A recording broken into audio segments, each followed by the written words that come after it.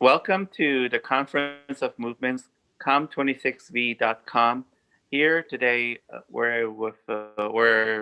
I'm here with Sherry Lewis, one of the three peacemakers of ourselves, and also there's Meswin Azaid could not come because of family issues. So we are the three peacemakers, and our goal is to bring peace on earth and peace for Mother Earth. So today is the day 7 of our conference, and today is a Water is Life conference. And early this morning, we talked about the spirit of water.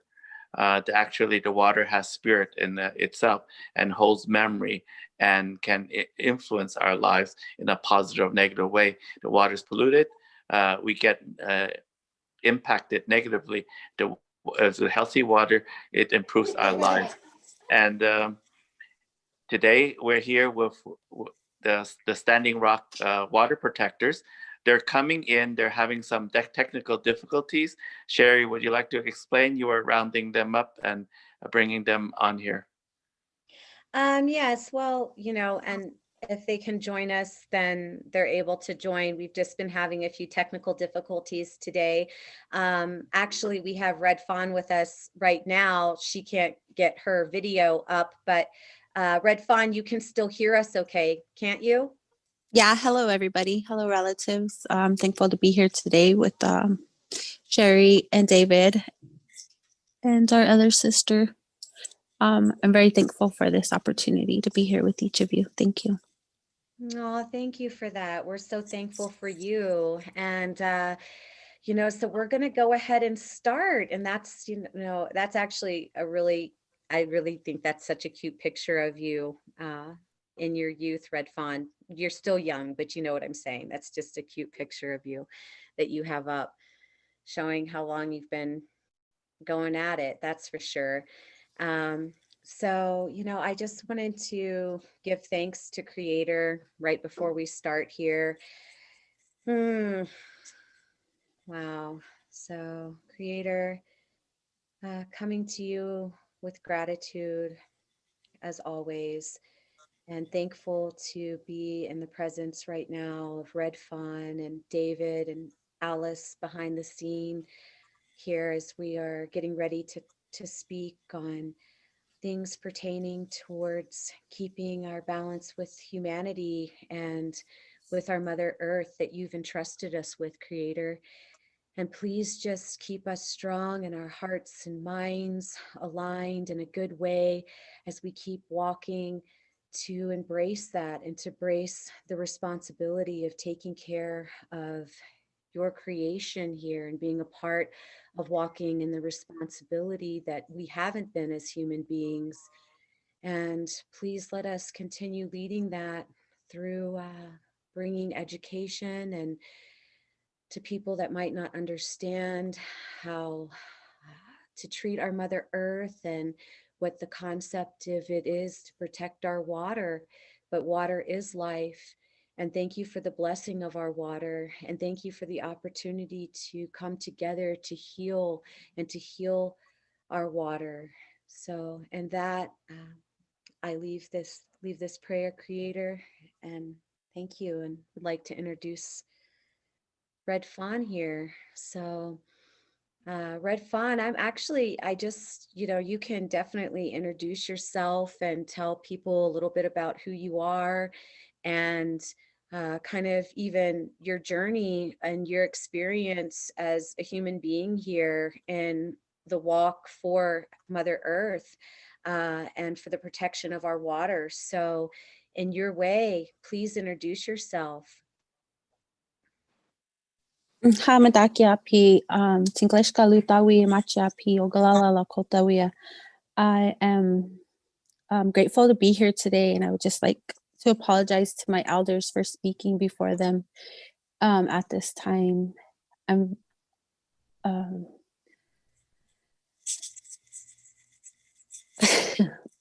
I'm sorry, I get kind of emotional. So a little bit about me. I'm Ogalala Lakota. I introduced myself. My name is Red Fawn. My Lakota name is Chante Washtewu. I come from Pine Ridge, South Dakota, and I was raised in Denver, Colorado by my ina and my ate. I went to Standing Rock in August of 2016, and I stayed there. I had a camp with a couple other sisters from Cannonball, and we lived there from August until the day I was arrested on October 27th, the day they raided the treaty camp. I faced charges stemming from being on the front line and being set up by an infiltrator.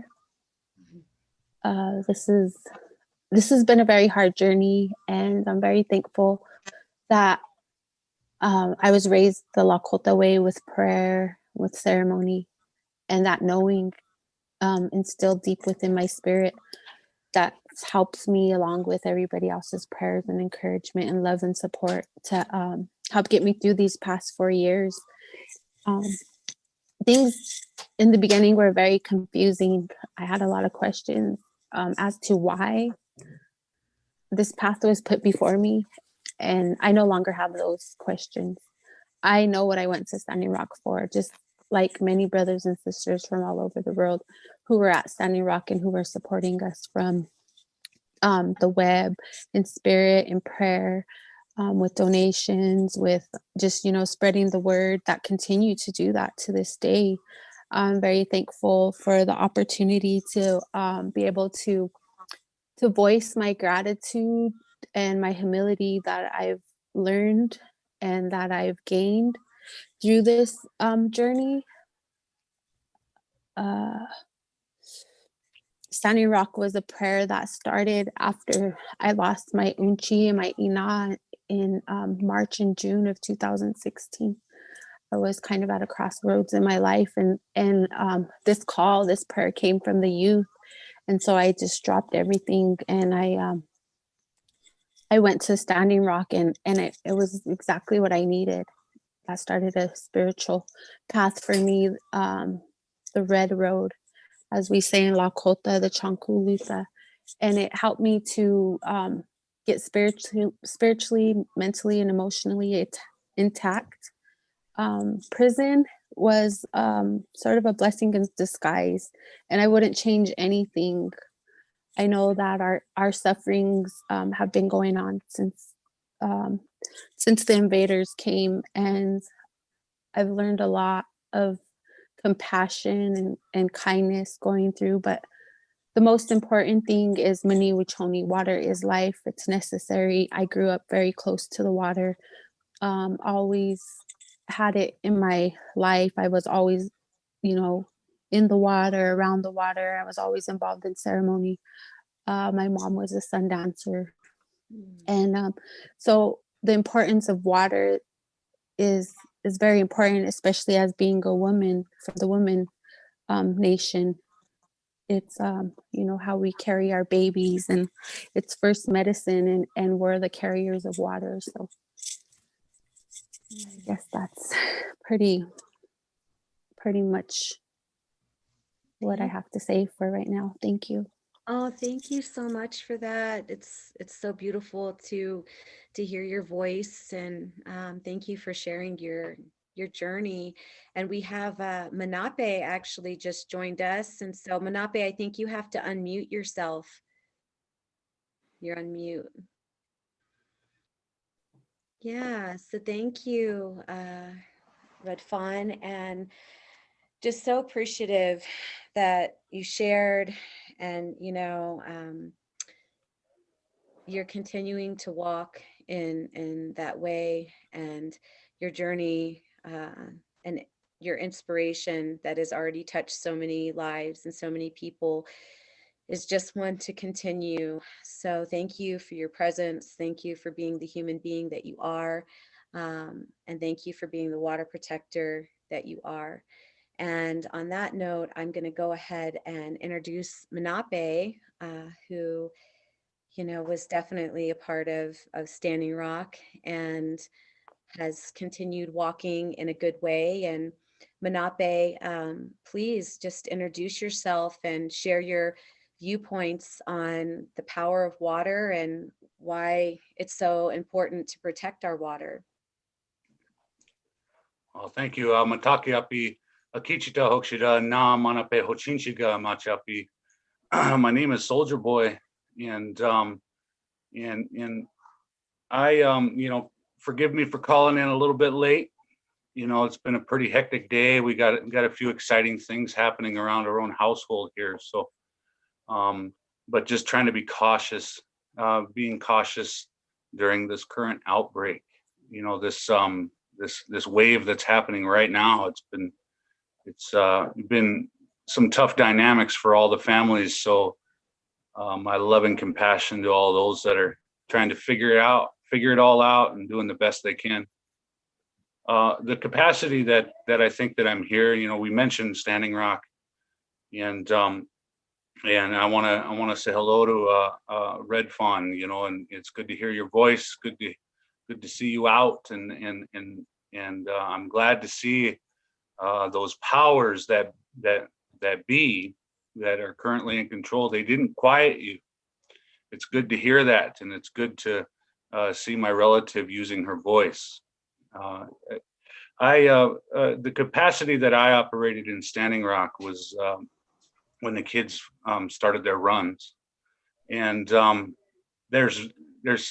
I can't even begin to express the brevity between running along the highway and hearing these kids pray. Some mornings the kids would make a prayer. Every morning we prayed, and every night we prayed during those runs. And to be in their presence when they express themselves to the Creator is truly an honor. And then down the road to see the great lengths that the system has created to take our voice away. I'm not surprised. Our family has been battling these sort of things and doing advocacy for a long time. But at the same time, I can't help but recognize that we call ourselves civilized. The way the system is set up is supposed to be civilized, and we can see that it is not. And so when you're running alongside the highway for a certain amount of days and you see these youth making prayers for not just the Indian communities, but the greater good of all, I find tremendous bravery in that and sacrifice. My father, who crossed over last year on Father's Day, he had suffered a stroke a couple years prior to that. And he found himself running alongside with these children. And somehow, some way, he found a way to be there, and he let his feet be counted in this advocacy. Later, we were called to a more permanent commitment in Standing Rock, and we put the horn up. After 153 years, the horn was rebuilt, and we continue the commitments that we made when the horn came together. We continue that, and we just do the best we can. We're really, I am really impacted by those prayers those children, those young men and young women made, and I think that I've been going now since 4 years now since Standing Rock. I think that those prayers have fueled many of us in continuing that advocacy. And I too have sat behind the fence for less honorable things, very dishonorable things, dealing meth in our communities. That's my history. But to be able to be sober for 15 years, clean and sober for 15 years, and to be threatened with jail time for doing the right thing, that doesn't scare me one bit. And I would hope that it it doesn't cause any hesitation with any of our allies in the future. Because I truly believe that we need more than just allies, we need accomplices. Mhm. And I think that some of us possess ways to do that. Moving into the future, though, right now I'm wearing my No KXL shirt that I got from Dakota Rural Action. They have been very close allies in our information gathering when it comes to stopping the next pipeline that's coming through. I don't think that I think that the system is so robotic that I don't know if Joe Biden's going to be able to stop it. And I wouldn't put all my hopes into that basket to begin with. And I don't think that the legal parts in Nebraska are going to stop the pipeline. I think that we definitely make a prayer, but we also have to follow that up with action. And after today's release from The Intercept proves that even more. The Intercept has been releasing documents about the fight in Standing Rock, tying in also the Mississippi Stand actions, the Mississippi Stand down in the Delta, the Sable pipelines in Florida, the Trans Mountain pipelines, and all these pipelines. These companies have hired mercenaries. I'm not using that as air quotes. These are legitimate post-war mercenaries utilizing their training, military training from the U.S. government to create espionage and infiltration tactics upon common citizens that feel like their constitutional rights or their treaty rights are being tainted somehow. And so if you haven't seen the Intercept document or the Intercept articles, especially the one today, proving that these systems have advocated to stop your voice. And if you think that prayer is enough, this is a massive system, massive amounts of training and funding. The reality of all this is that that's not enough, and we have to really truly organize and figure out what those actions are going to be. And we've had 4 years to think and strategize, and you know what, also but make some of the virtues that we really want to see from our way of life, to use that to build trust in the world. People don't trust Indians with land. I don't know why. They don't trust us with it. They don't trust us to protect our waters. They don't trust us to do this, and they don't trust us to do that. And it gets old. And it even happens with our own allies. And so I'm wondering, when does the trust truly begin? Not the kind of trust that over a Zoom meeting we say, oh yeah, that sounds real good, but then it never really comes. This is where we got to be careful. And so now we've been preparing for KXL for 4 years. As soon as Standing Rock ended, we just continued our networking and our advocacy to stop that. That's where we're at. And I thank you very much for this opportunity to speak. And I would just end what I have to say by saying that water is so powerful that our thoughts affect the molecular structure of how these molecules interact with one another. Mm-hmm. And the U.S. government, during one of their PSYOPs, they've released some of their PSYOP documents, and they've actually measured the speed of which thought and prayer travel. They actually think they know and understand that. Maybe they do, maybe they don't, but it's documented in their PSYOPs releases of information. And so when we think about our voice, our prayers, how it affects water, how it interacts with it, how it complements it, and also I imagine how it taints that.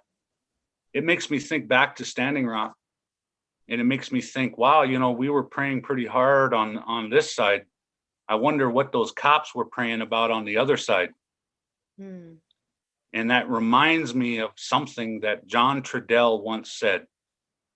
The gods battle it out amongst themselves, and then all we're left with is our brothers and sisters in arms and the next action. What's the action? It boils down to action. You can pray about it all you want. It's going to boil down to action. And so I just want to share a little bit of that. And I think that, throughout the last 4 years, we've been patiently holding space for our relatives like Red Fawn, that have had to go on a Zuya for a little bit. I kind of look at it like that, and I can honestly say that my time in incarceration did the same thing. It was a blessing in disguise. And so she comes home from her Ozuya, her journey, and usually the hero brings home the boon, the blessings for the people. And so I'm anxious to hear and see what those things are. The anxiousness to get back into getting back into serving our people, and I think that you sit around those fires and Standing Rock long enough, you're going to make a commitment. You're going to make that connection, and so I can feel that there's something changing in this world right now, and I wouldn't say that it has anything to do with the election. That gives it too much power. I think something else is manifesting, and many people of the Oceti Sakowin have been in dialogue about a solution to some of these things. And so just be mindful, all our relatives, be mindful of how powerful that water is and how it interacts. Matter of fact, your brain sits in a bath of water. It's salt water. And basically when the US government was doing different tests and things like that, they have sensory deprivation chambers.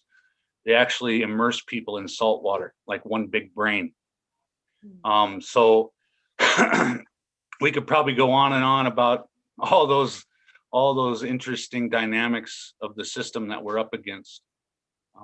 But I do put my complete faith in my brothers and sisters here, the Oceti Sakowin, one of the only nations on the planet to ever defeat the U.S. government on our own ground. The other one is China rising up against the United States in North Korea during the Korean War. So I'd like to share that much, and I would just wish everybody that if we could make a request for people out there. Like I said, we don't need allies anymore. We need accomplices.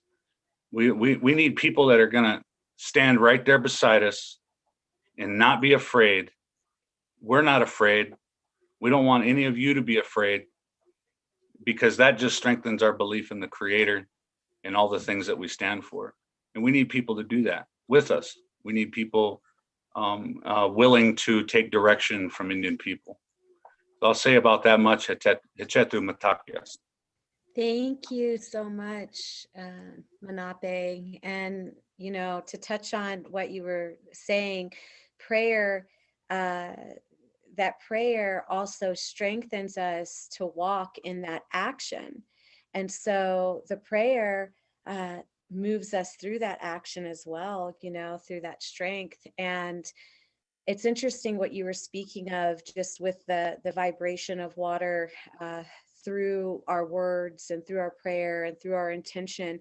We had a scientist on earlier that spoke on all just exactly what you were talking about on that level, and actually was showing under a microscope water that, and, even dried water and the way that the molecules looked.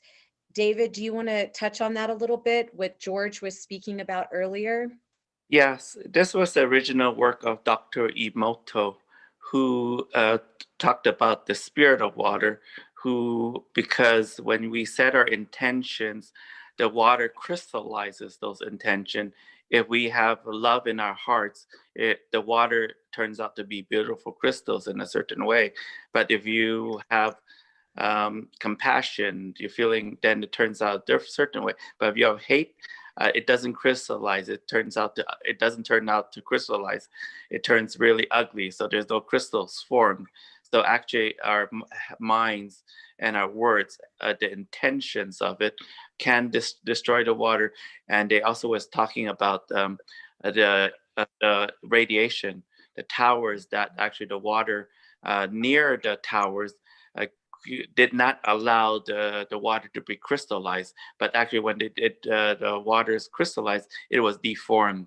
So it showed that the effect of the radiation itself on the water itself, but on of course including the when you dump toxins in the water or arsenic or everything, it changes the water. The water cannot crystallize it, and the beauty and of the beauty and of it is destroyed. But not only destroyed because we are drinking the water, it also creates the ill health of that.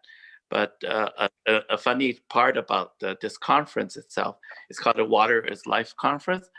And Sherry and I came together with the Standing Rock people during that time that we met each other for water, actually. That was the main thing, right, Sherry? Yes. That was during that time. Yep. And have continued on. So I'm just so thankful. Is Manape still there with us, and Red Fawn? Are they Yeah. still with us? Okay. Yeah, let's And have Red Fawn can you talk hear a us? little bit. Red Fawn, did you want to touch on anything before we conclude? Okay. Yeah, I definitely would like to take an opportunity to thank David and you yourself, Sherry, and Monape. I'm very grateful for the words that he shared and the knowledge. This is how to say, I've been in prison, so that's not a learning environment that you want to, bring too much out of. When I came out of prison, and right now I'm in a halfway house, there's a lot of pain and a lot of trauma. And as a Lakota person, you carry that for your relatives. And so I look forward to going into ceremony and to being able to wipe myself down and be able to pray that way. Right now, we're on the COVID restrictions and we're not allowed to go to ceremony. We're not allowed to see anybody. We're just strictly allowed to go to work and come back. So this is very important to our people prayers.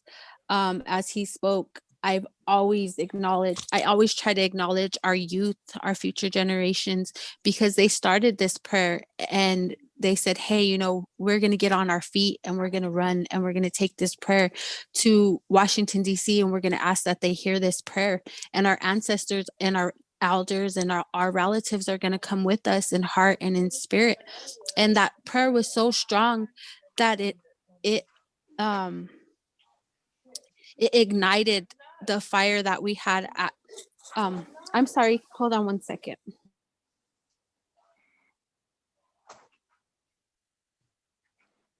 Just this is David, just touching on Red Fawn before she comes back. That prayer carried us forward, and now we're bringing 1,000 indigenous nations together to create a new federation of nations. Yesterday, we had a conference. We confirmed 43 nations from the Condor are coming together to join us, where we have less the Eagle nations coming together but the Condors are very well organized. They believe they could actually themselves bring the 1,000 from the Mexico, Central America, and South America. So, Red Fawn back. I just want to touch on that really quick. Just that yes, and the Eagle Nations are coming together just as strong with the Condor Nations. So I just want to touch on that. But yes, Red Fawn, go ahead. She's back. Oh, I apologize about Oh, that. no worries. Okay, so as I was saying, so that prayer that our youth, that our younger relatives started, it ignited something that it called out to spirits all across the world, to everyone of every nation, and those of us who were fortunate enough to be there, I was thankful that I was able to, be close to Unchimaka and Maniwaka. I was thankful to be able to sit on the ground and to be able to swim in the water and to feel that medicine and to feel those ceremonies and be a part of that relationship with Earth, because that's what it comes back to, down to prayer and acknowledging our relationship with our grandmother and with all of our relatives that are not two-legged. I think that is the key to the change that we all speak about and that we all want and that we, that we dream of. It's not about politics. It's not about human rights or civil rights. It's about the rights of our unchi. It's about the rights of our spirituality. It's the way that our ancestors walk. And I think that once we have that intact and we use that as a guide and we go back to that way of life, then I believe that the change that we're looking for will be able to, begin. That healing will be able to begin, because this whole colonization, this whole authoritarian society is our spirits will never be okay with that. That's not who we are. To lay on our grandmother, to go into Inipi, to be a part of that sacredness. I don't like to really use that word, but to be a part of that energy, a part of that universal being, that's what I believe in. That's how I feel. That's what I got out of this, because that's what carried me through those iron walls and that trauma and that hurt and that pain and that confusion, was to remember who started, where did this start with our young ones, that courage that it took to stand up and say, hey, we're going to do something about this. And so they went and they built that relationship with that water. They went out there and they stayed on that land with their feet. They connected to Unchimaka. And that's something that I carry with me every day. And I'm thankful, I just got off 2 weeks of quarantine and I couldn't even go get a breath of fresh air. And that happened to me throughout the years being incarcerated. And it's hard, because we have brothers and sisters that are still in that situation, and some that aren't even in prisons, but are mentally and spiritually imprisoned because of colonization and because of this wayward thinking of, us and them. I think that we really need to get our spirituality and our relationship with Mother Earth intact. That way we know the direction that we need to go in order to ensure future generations a good way of life. So I'm thankful for the youth, and I'm thankful for those ceremonies that I was able to take part in at Ochete Shakwe, and I'm thankful for my brother Manape that sits here with us tonight and everything that he had to share. And I'm thankful for you, Sherry, and David. I'm very, very thankful for this. And I would like to be able to learn more, because I don't know nothing. And that's what I want to do. I want to learn. I want to be able to be a good relative. And when somebody calls me, I want to be able to be there and to help in any way that I can. And I have no fear of this government, our infiltrators, or anything. This journey's been a hard one, but I didn't carry Heath Harmon with me. I didn't carry the FBI with me. I carried my ancestors in my chante, and I carried all of that and those prayers that everyone sent to me. That's what I took with me. That's what I carry with me. And that's what carries me. And that's what makes me who I am, is how my mom wanted me to walk, what she taught me. My grandmother taught me, my grandpas and grandmas and aunties and uncles and my relatives, and things that I'm continuing to learn, the language, the traditional values, the culture, the storytelling, the being a good relative, the ones helping my little sisters in here and everywhere that I am, and my nieces and nephews. Like right now, I have a family member that passed away, and we were really close, and it was really confusing because if I wasn't in here, I would be there. So, you know, you do what you can, and you can't always do what you want to be able to do. And so we do what we can as good relatives, and I'm thankful that I have that ability to learn from so many awesome people, and I'm just thankful. So we'll be We are so thankful for you. Thank you, thank you, thank you. And your heart and just, oh man, I just want to say you touched on so many things. We've been discussing this, you know, throughout the week. And one of the things when you're talking about the youth and going back to the culture, and that's exactly it. It is the core. It isn't in the governance, and the core is in the healing, and that is the core. The core nature, and bringing our youth together with our elders, and that spirituality is what embarks on the healing. So thank you so much for that. And Manape, did you want to touch on anything? No, I think she summed that up pretty Yeah. well. Pretty well. Yeah. Thank you. I just wanted to say, it's really tragic when things happen when we stand alone. There's nobody to help us.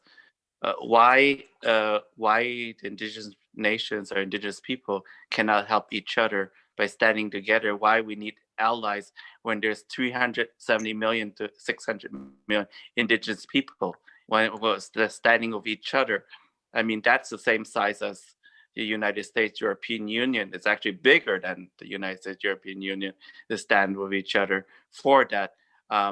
Yes, they have stood at Standing Rock, but it could be a lot more powerful together. A lot stronger. You've seen the power of 700 nations coming together, but let's do it bigger. Because why? The corporations are well organized, well funded, and they're determined.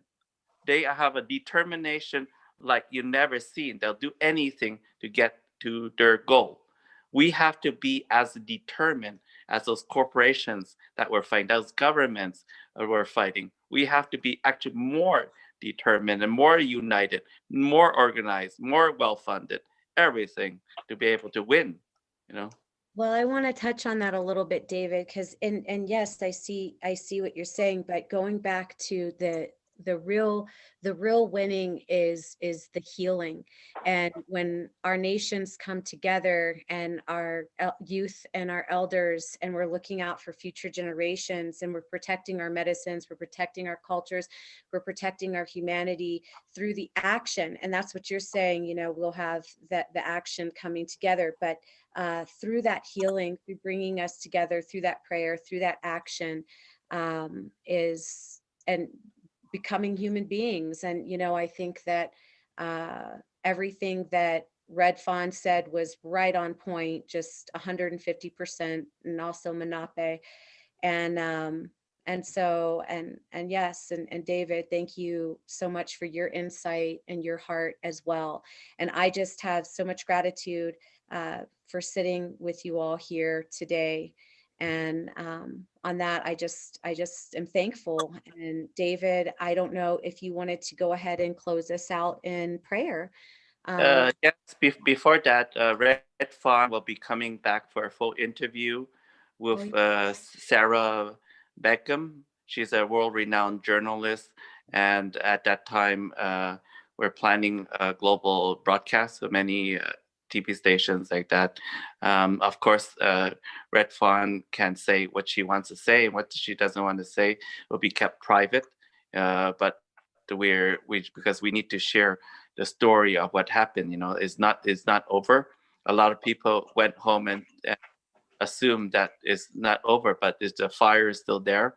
It just needs to be fanned. The flames need to be fanned, and it'll grow back. So. I don't feel comfortable. Would you like to lead a prayer, Manape, if you don't mind? Yeah, I could just say something real quick before I do that. You know, when I talk about the trust and accomplices and things like that, you know, I don't want to presume to think that we're looking constantly out for outside solutions. I believe that Indian people do possess those solutions, but I think allyship also allows people to kind of Unity. interfere sometimes, and that's why I talk about accomplice. I need you to just be by my side and trust, and be by my side through the whole thing, you know. And those things are going to be based on Indian decisions, Indian ideas, or indigenous, whatever we want to say, you know. And I would like to reiterate the thought of Cahokia Mounds, an ancient pyramid site near St. Louis, what's known as St. Louis, Missouri right now. And, you know, I thought that Cahokia Mounds was very ancient. And it's only 1,000 years old. I learned that when I got there. And then I found out how they built it. And somebody wove baskets. And at some point in time, some leader turned to the people and said, I want you to take dirt from over there, put it in the basket, and walk it a quarter mile over here and dump it in a pile. And the people did that. The people said, yes, that's a good idea. We're going to wake up every day and do it. And it took them 150 years. So not just that leader, but and I say leader because at the place it says that it was a chief, but we don't know. They don't know if it was a woman or a man that might have presented that idea. The thought that it was just a chief is speculative. But somewhere in there, some chief or some leader said, let's do this. And the people got up every day for the next 150 years. Multiple leaders had came and went. Multiple generations of families. Some people lived, breathed, and died just carrying dirt for that mound. Probably most never even got to enjoy the benefits of that mound. That civilization existed for about 200 years and then it collapsed. That's just the very basic general history that I learned while I was at that museum. And it's important to note that it's Missouri state archaeologists that present this information, not Indian people. But I bring this up not to argue that. I bring it up because of the motivation. The leader figured out how to motivate the people to do this. You know, I imagine they probably thought that they were going to do that there for eternity. Yeah, but their civilization only lasts for 200 years.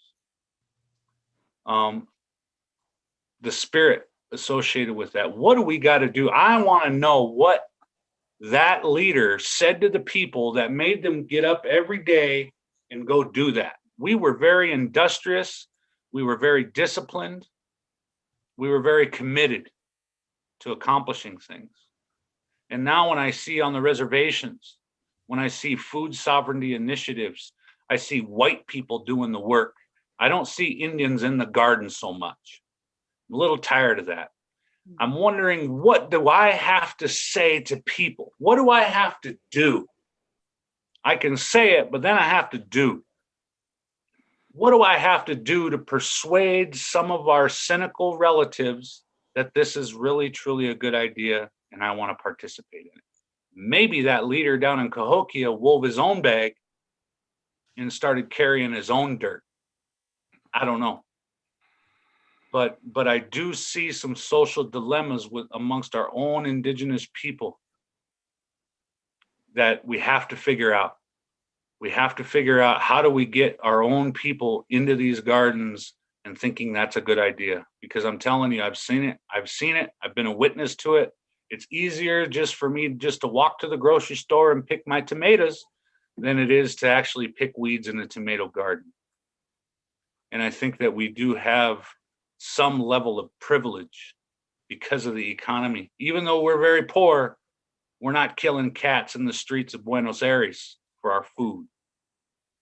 So I'm very grateful for where we're at, but I do recognize the amount of work that needs to be done amongst our own people. And so I'd love to continue that conversation. What does that mean? I don't have the answer, so that's why I present it.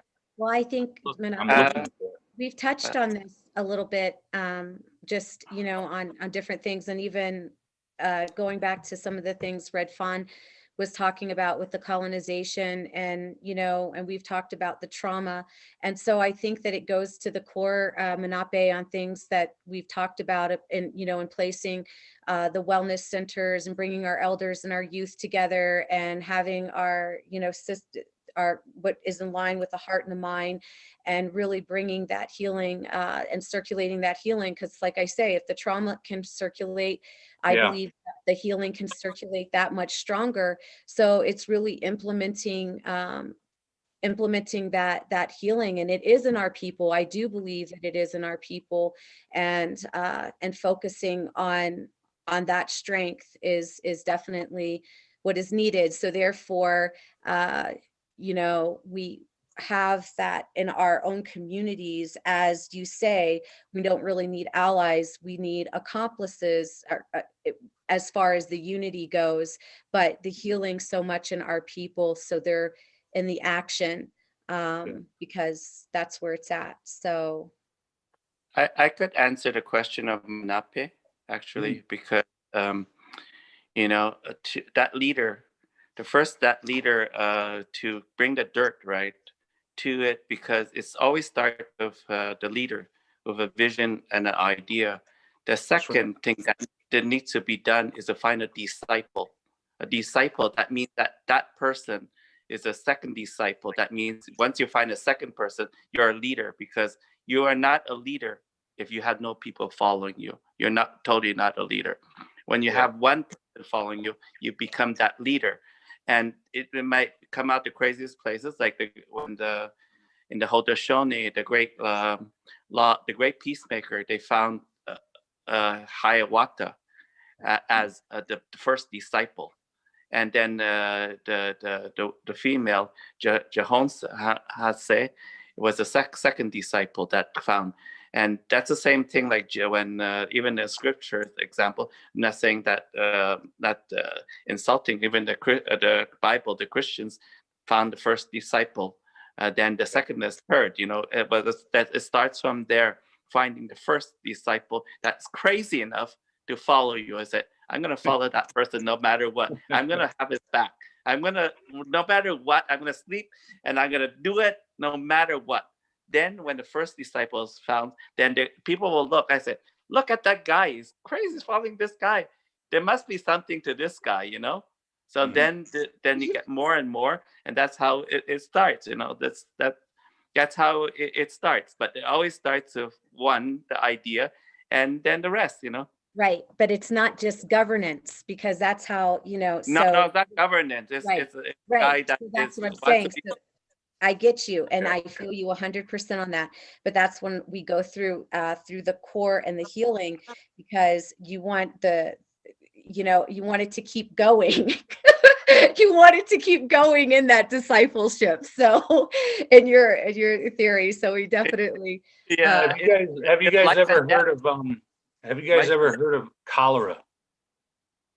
The disease cholera. Yeah. A long time ago in Standing Rock, they called it the cramping death. And they thought that initially, when cholera first came around, tribes thought that it was on the wind. And the decisions that leaders made were very harsh. And but anything to get the people away. There's a book called Witness about Standing Rock and about decisions made at particular times, and they were talking about the cramping death, and the whole village is just up and left. And anybody who was sick was completely abandoned and left to die. No burial, no nothing. And some of these encampments around, some of these bands around either the Dakota or the Lakota side of the Standing Rock bloodlines, somewhere down the road, some men said, hey, you know, I think our relatives all passed away now. So we're going to go back and wrap them in a buffalo robe at the very least. And so the people that felt this way, that they should do that, were like some of the best warriors in the tribe. And so the leaders said, well, we can't lose you guys. And they said, no, we're going to go do that. We're going to go take care of that. We don't, you know, and those leaders said, all right, we'll do what you got to do. And so they gathered up all the buffalo robes from people that had a loved one that had passed away. And they headed back to that encampment. And they proceeded to, there was 2 of them, I believe. And those 2 proceeded to roll the dead in buffalo robes, knowing that touching them would get them sick, you know, and because they thought of it like smallpox. And those men weren't allowed to be brought back to camp because then they would be sick. So those men that knew that somebody had to go do something, they took the initiative and they went and rolled their relatives in robes. Later, we find out cholera is from bad water. So this isn't the first time our people have suffered from such ailments, this dis-ease of Turtle Island, you know, and we can keep studying little things like that in our past in hopes that it takes us somewhere. It has to. What's the big picture? What is the big picture for Indian people? What is that? Is it to have our own country and nation? Is it just to survive peacefully? To peacefully suffer? Is that why we're here on Turtle Island? Or are we going to build a nation? Or maybe we're not. Maybe we're humble. Maybe we're just too humble for that. I don't know. But I do know that that there's some things that have happened that we have to stay connected to those teachings, like what I shared with you about the cramping death. There's important bits of information in that, and we shouldn't forget that. At the same time, I wonder what happens to the leadership when they have to make such hard decisions, because the rest of that story was that the people made it to a very secluded place.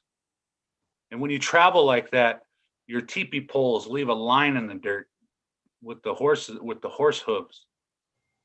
And some young people who had been abandoned in other communities came across those lines in the dirt, and they followed him to that camp. And the leader said, anyone approaches this camp, lay them down. And they did. They laid them down. No matter how old they were, no matter who they were, no matter who they were related to. Hard decisions. You know, and I imagine we're going to have some pretty hard decisions in the future. But I think that if we can help solve some of the social and economic issues that face us, you know, I'd love to unite, but I wish that I had the resources to do that too. It's hard. I live in St. Francis right now with my companion, and it's really hard to be all the places I need to be. You know, I wish that I was in Manderson right now at visiting Deborah White Plume's family. She just crossed over. So a lot of prayers to the White Plume family. Mhm. You know, we fought a few battles, different battles with them against alcohol on Pine Ridge. My father helped stop that, you know, and then other battles throughout Indian country, you know. And so we're in mourning, Mhm. and at the same time we're mourning, we're trying to prepare for whatever it is that's ahead of us.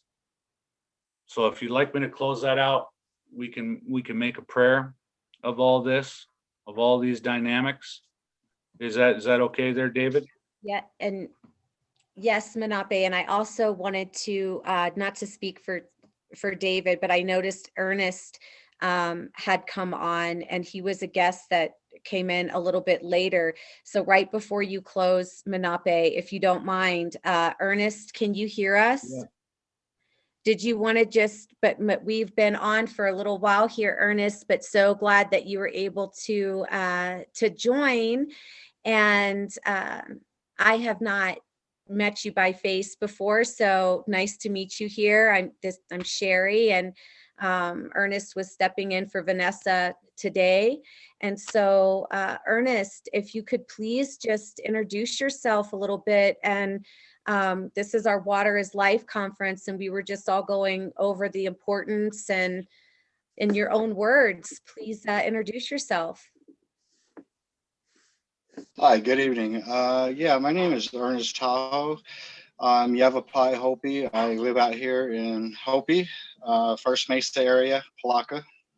Oh, Yeah, I was asked by Vanessa to come and talk on her behalf on specifically on a water project that I started back in 2016, like right after coming back from Standing Rock, because a group of us Hopi Tewa people went up there around, I think it was in September 15th through the 19th, I think we were there.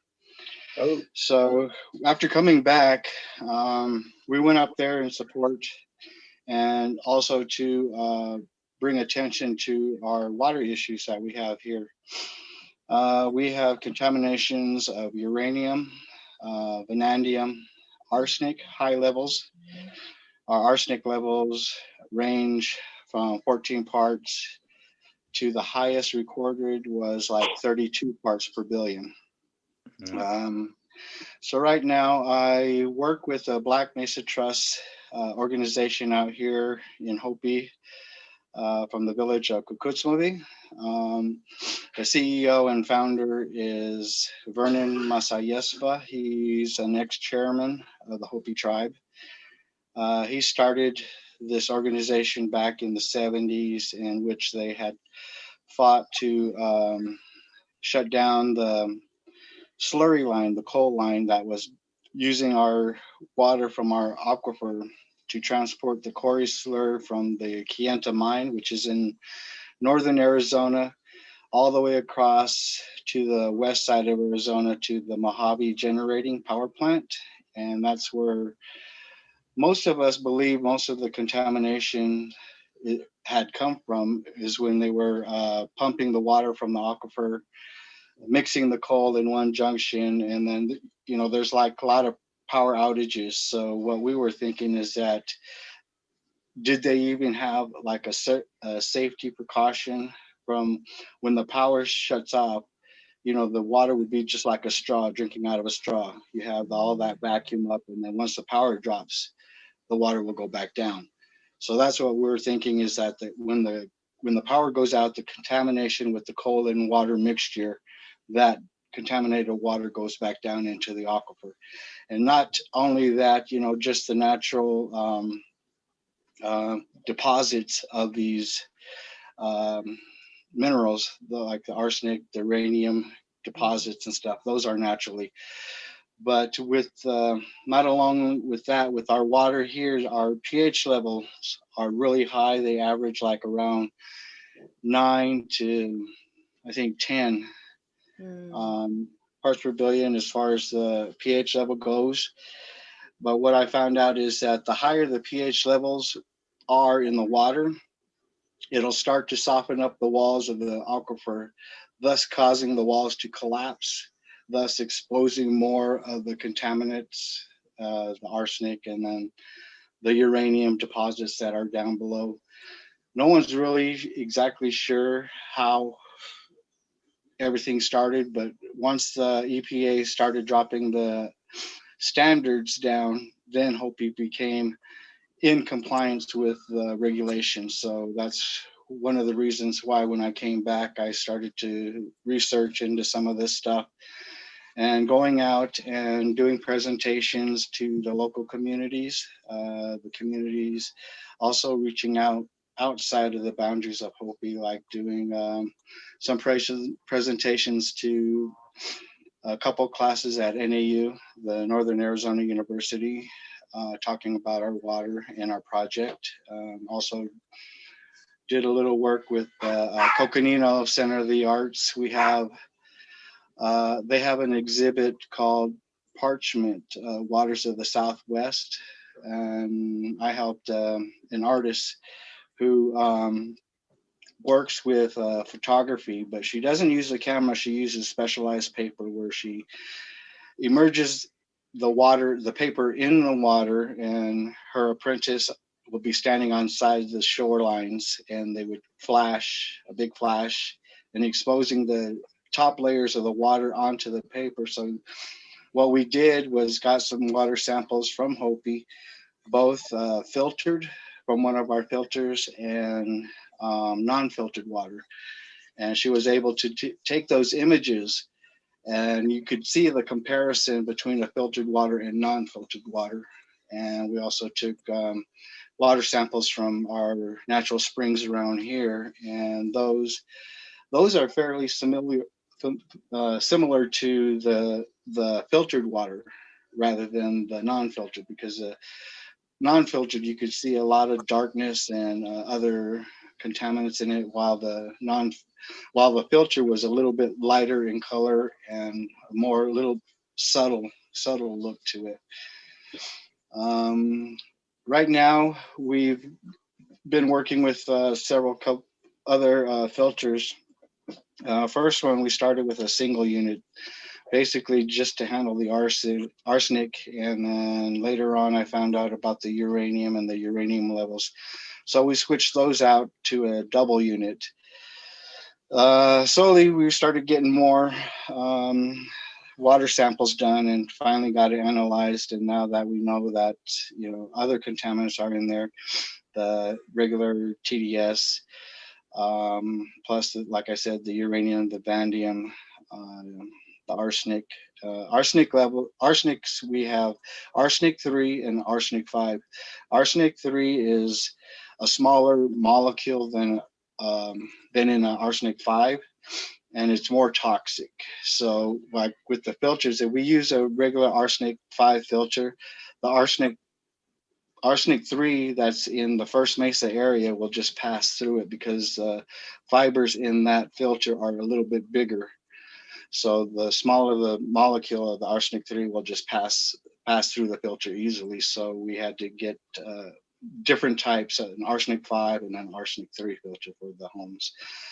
But we also work with a solar unit that we also purchased. And most of these units that we get, we're getting them at low cost rather than retail. Like our solar unit, which is we can transport from village to village, even outside, do windmills and stuff like that. And that retailed, I think, ran around almost 9,000, but we were able to get it for 5,000. And that's including some extra filters. And it's a 3-system 3-unit filter system. It's the first filter that it runs through is your basic small contaminant particles, dirt, sticks and stuff like that. Then it's pumped into a carbon block ultraviolet filter, which would take care of the bacteria, the uranium, the vanadium and stuff like that.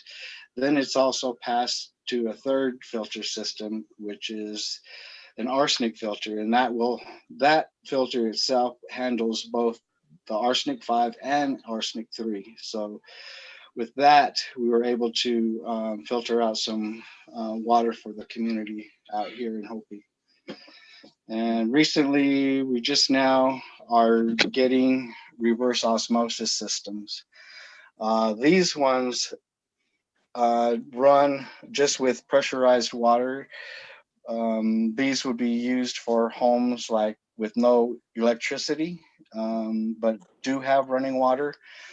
And these units, I don't know if you, let me see if I can show you. Let's see, I don't know if you'd be able to see that. Let me pull this out.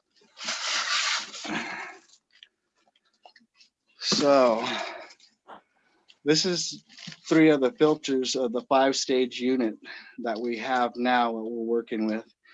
And inside this box right there is a 2-gallon reserve water tank for this unit. So right now I'm getting ready to write out our PPE safety protocols for our installation, so that way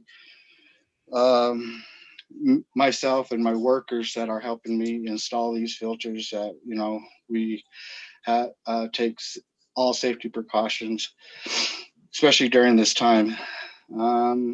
Other than that, you know, seeing how it's coming up on the 4th year anniversary of the Blackwater Bridge, and very thankful for all of you water protectors that were there that night. And you know, I wanted to be there myself, but I unfortunately had to come back.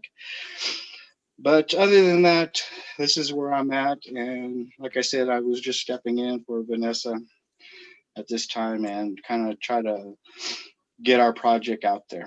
What I call this is the No Arsenic for Hopi. But basically we're covering all Hopi villages, plus the southern part of the Navajo Nation down by Vanessa's house area. So we're covering all of this, and then around towards the west end of Arizona, towards Flagstaff, along the Tuba City, Gray Mountain area, and down that way. Wow. Thank you so much for your service and everything that you're walking in right now. And I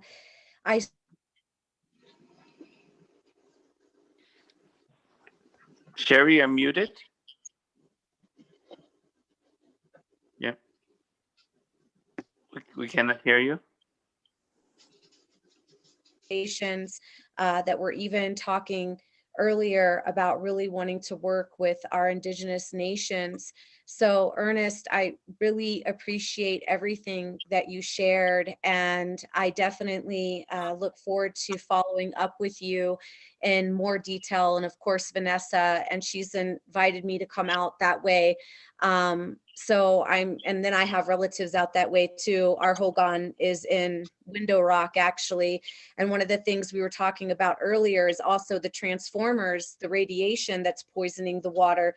With uranium, that's radiation too, but actually the transformers are poisoning the water as well. So just so much to share and to continue sharing. And thank you so much for all the work that you're doing now and continuing to do. And like I said, just very honored to meet you and to continue these conversations with you. And David, I didn't know if you wanted to touch, I know that Manape was going to lead us out in prayer, but if anybody wants to touch on what Ernest shared, I think that would be great. Yeah, since Red Fawn is here, maybe you would like to say some more things before we close out the prayer. Okay, hello relatives. I just want to say thank you to Ernest for everything that he's doing and everything that he shared with us today. I think that his extent of knowledge on how to protect his people with contaminated waterways is it's part of our healing, and it's part of our way to move forward. It coming out of being incarcerated for 4 years, I know this isn't a problem that's only existed for 4 years, but before then I you know, I wasn't really I didn't pay enough attention. So in order to sit here and to listen to everything that he had to say, it opens my eyes the to the broad learning that many of us need to do, because what he's doing he can only do for his community, and that's enough for what he's doing, and I commend him for that. I encourage all our relatives to be able to get out there and do this, because I think that our waterways are polluted all across Turtle Island and all across the world, and it's sad that I mean, listening to this, it really breaks my heart, because we're talking about medicine that Unchimaka provided, that creator provided, have clean water, when we were provided with that. And it's kind of scary, because when you have to do all that, where is the spirit of Maniwaka? Where is that spirit of that medicine? Where does that go? I know that Standing Rock, this is a good time to bring this up. At Standing Rock, at the confluence of the Cannonball River and Manisosa, when those two rivers where they met, it was it caused the big whirlpool, and that's where the sacred stones came from, because it formed that sandstone into these perfect round medicine balls. And so that area was very sacred to our people. When the Pick-Sloan Act went through and they dammed up the Missouri River up and down the river, and they flooded out those lands, and they diverted the Cannonball River, it chased that spirit away, and those stones weren't, you know, made there anymore. So with the ability to do that, once again, to dam the river up, to chase the spirit away, where does our medicine stand? How do we heal? Where do we go back to? We go back to the ways of our ancestors. And in the meantime, we thank relatives like Ernest that are doing everything that they possibly can to help our relatives, to help his relatives. And that's the initiative that we all need to do. That's the step that we all need to take. We need to stop worrying about this political campaign, this government. We need to start worrying about what's going to keep our future generations here on Unchimaka.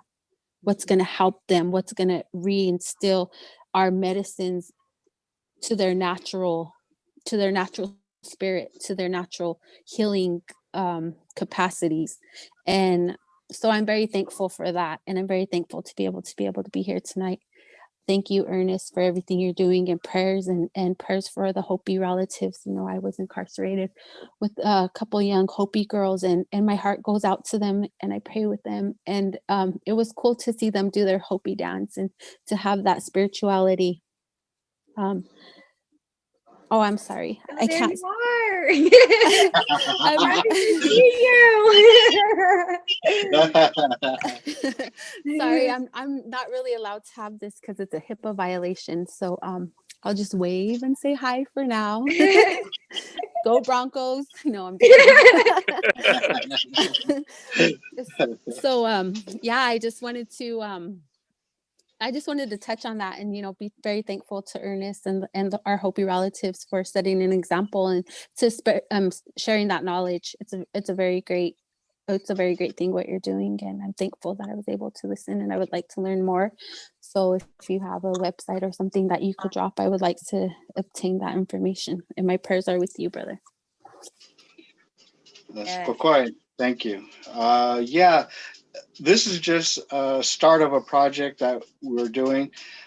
Basically, I want to reach out to other nations that are having water issues. So right now, this is just a rough project that we're trying to work out all the bugs and stuff. So that way we know what we're doing. Basically, what we'll start is go to the area, get a water sample, send it in, get an analyzed, and then have these filters basically designed specifically for that area is what our initial plans on doing. So hopefully we do have a fundraising page, and that is at www.globalgiving.org/projects/water for Hopi / and that's our fundraising page. Our goal is 40,000 right now, and we just barely passed half of it, so we're up to 22,000 currently. So just about 17,000 more dollars to get that 40 mark. And project soon hopefully gets bigger. Yes. I look forward, like I said, Ernest, so thankful for you as well. And extended love to the relatives, our relatives out that way, and look forward to connecting with you further and talking to you about some of the things that have come up through this conference that we've been doing to help you get the support that, you know, to keep doing the work that you're involved with in such a good way. So I definitely look forward to continuing our conversations, and of course, you know, Red Fawn here and Manape, and getting us David, and getting us Mesfin isn't with us today because of family issues, but continuing to come together on these issues. And thank you so much for everything that you shared and your time and all the work that you do. And if you want to say your fundraising site one more time again, that would be great. If you wanted to go ahead and repeat that just one more time, your fundraising site. Yeah, sure. The site is www.globalgiving.org/projects/water 4 Hopi. Excellent. And Ernest, I just started a petition called Friendly for Humanity Technology to go in front of Congress, and it's talking about the things that solutions for Friendly for Humanity technology that doesn't take away from our Mother Earth, but it was really in regards to radiation poisoning that the petition had started. Myself, I actually was exposed to radiation poisoning, and some relatives that are Nakota in Montana. And then of course, the Dene relatives that are out that way already, the exposure from all the radiation. So using that petition to also bring up our water quality and our air quality. But like, you know, I completely agree with the points that Red Fawn was making as well. These solutions are people coming together in community and really rising and healing together through the work that things like what you're doing that's in line with our hearts and our minds and protecting Mother Earth. And it's not so much in our governance, let's put it that way. So, but like I said, thank you so very much. You're welcome. Thank you. So we want to lead us in prayer and closing it out. You want me to do the prayer, Sherry? Is Manape still with us? No. Oh, he had to leave? Yes. He had to leave. Okay. So yes, either you or Ernest. If Ernest wants to lead us out in prayer, that would be great too. I'm okay right now, thank you. Okay. Maybe next time. We're ready. Okay. I rarely do it online, but only privately. But okay, I'll do it.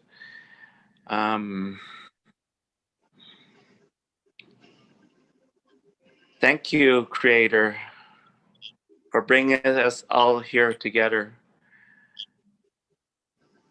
We are here to serve you. Please guide us on our mission.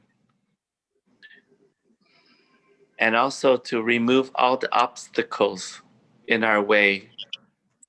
And also to actually transform all the people that are against us into our allies. Also, the most important thing about the entire conference Water is Life Conference is love. Love is the solution to everything. Without love, we cannot survive, we cannot continue a journey, and we cannot find the solutions. With love, we can overcome anything, and everything is possible. Because we love Mother Earth, that's why we are here to protect her. Because we love our waters, that's why we're here to protect the waters. Because we love our children and all future generations, we're here to give them a thriving future. And with love, I close out this prayer to send love to the water and for the energy of that love to, when we put in the water, it'll magnify. And with a drop of love, it'll ripple across the world. And with the ripple, we shall cleanse the world of all the toxins, the uranium, mercury, and other things in the water. And that love, that wave is the wave from our heart. That is love. Amen. Thank you, David. Yes. Oh, well, thank you all for being here. My heart is so full right now. I could almost cry, and in a good way. So I just am so appreciative for all of you, and thank you so very, very much. And we will continue these conversations and continue this action. This is just the beginning. So thank you so much, and many blessings to all of you this evening. And many blessings. And remember, the prayer started from the youth, like Red Fawn said. And we're just continue the prayer. We'll continue the journey in it, and we'll grow. Thank you. Thank you. Good night. Oh, Good may the Doksha. Creator watch over you guys, protect you as you make your way in this crazy world. May all nations be united again and become one and stand for Mother Earth. Thank you for inviting me and having me in this meeting.